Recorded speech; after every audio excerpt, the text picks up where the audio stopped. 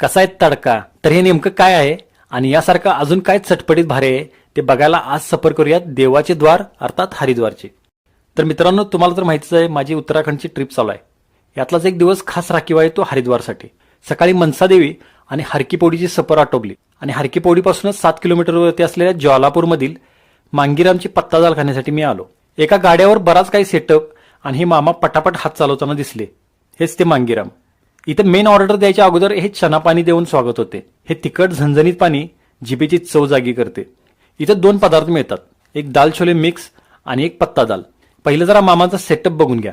एका मोठ्या भांड्यात उकडलेली मूग डाळ, उकडलेले बटाटे, बटर, चण्याचे पाणी, मीठ, जिरे, कांदा, मिरची, लाल तिखट, कोथिंबीर आणि यांचा सिक्रेट मसाला।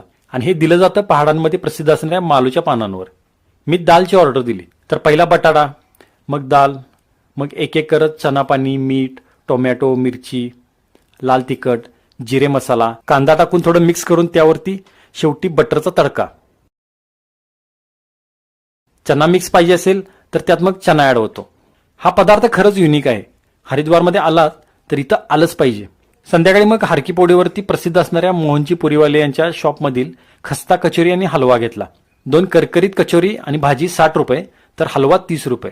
पुरी तोडतानाच जाणवत होतं किती मस्त कुरकुरीत झाले, एकदम करकरीत। आणि भाजी जी आहे ती फार काय तिखट केलेली नाही। हा आहे हलवा, म्हणजे आपल्या इथं आपण याला शिरा म्हणतो। आणि तुपाचा फ्लेवर पण जबरदस्त यायला लागलेला आहे।